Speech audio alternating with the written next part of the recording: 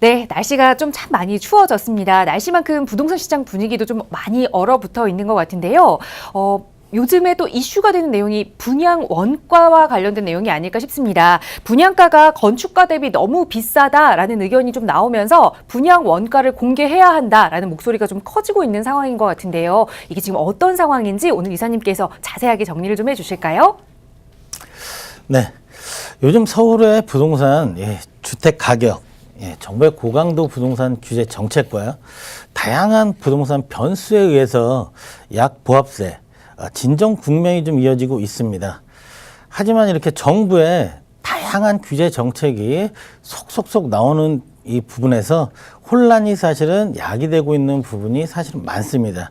이렇게 혼란스러운 시장에서 또 하나의 혼란이 가중될 지금 분양 원가 공개 제도가 2019년 1월 빠르면 시행될 예정에 있습니다. 그래서 오늘은 부동산 시장의 주택 시장의 뜨거운 논란, 분양 원가 공개 제도 지금 시행하는 것이 적정한지에 대해서 좀 살펴보도록 하겠습니다. 분양 원가 공개 제도는요, 말 그대로 분양 원가 공개 제도, 건설업체가 아파트 등의 공동주택을 공급할 때 공사 원가를 공개하는 제도가 되겠습니다.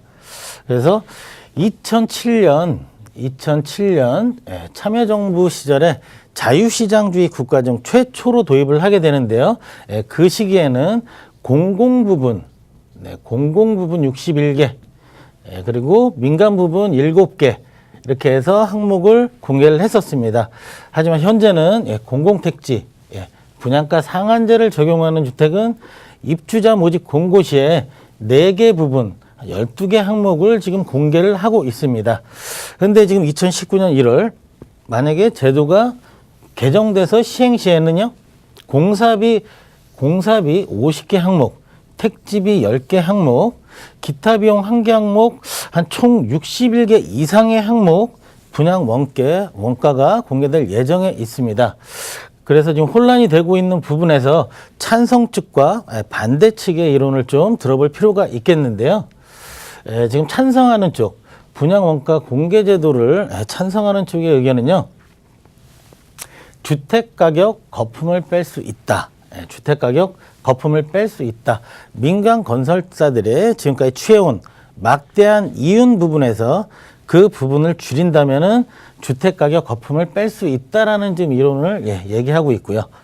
두 번째로는 공급자 위주. 현재는 공급자 위주의 주택 공급 구조인데 분양원가 공개 제도를 통해서 소비자 중심으로 전환을 될 수 있다. 이 부분에 대해서 또 강력하게 요구를 하고 있습니다. 그래서 정부도 이런 지금 주택가격 거품을 뺄 수 있는 부분과 소비자 중심 전환을 통해서 부동산 전체 시장 안정화 기대한다. 이렇게 해서 찬성 측 의견을 좀 살펴봤고요. 반대 측 의견을 살펴보면은요, 기업의 영업 기밀이 노출된다. 장기간, 단연간 쌓아온 각 민간 건설사들의 영업 기밀, 당연히 노출될 수밖에 없는 부분이 있습니다. 그래서 영업기밀 노출 때문에 반대를 하고 있고요. 자유시장 논리에 위배되는 부분, 상당 부분이 있습니다. 그래서 이런 부분 때문에 또 반대를 하고 있고요. 지금처럼 이 분양원가 공개 제도는요, 사실은 주택가격이 폭등하거나 상승기에 도입을 하는 제도인데요. 지금은 진정 국면으로 어느 정도 지금 이어지고 있는 부분인데, 단순하게 주택가격 통제 목적이라면 분양가 상한제도 충분하다. 지금 이런 논리로 또 주장하고 있습니다. 그래서 주택 공급이 민간 건설사들의 부담이 가중되면은요, 주택 공급이 위축이 될 가능성이 높고요. 이를 통해서 부동산 시장 전체 불안 요소로 작용할 수 있다. 이렇게 돼서 지금 반대한다. 반대 측의 좀 의견을 들어봤습니다. 그렇다면은 지금 2007년에 자유시장 주의 국가 중에서 최초로 도입된 분양 원가 공개 제도, 어떤 실효성이 있었는지 좀 파악해 볼 필요가 있겠는데요. 아까 방금 전에 말씀드린 공공 아파트 61개 항목과 민간 부분 7개 항목을 이제 진행을 하게 됩니다. 2007년에.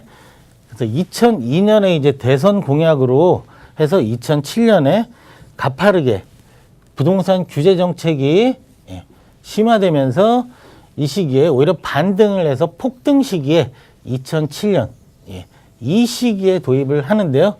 실제적으로 보면은 주택 가격 잡는 데에는 역부족이었다.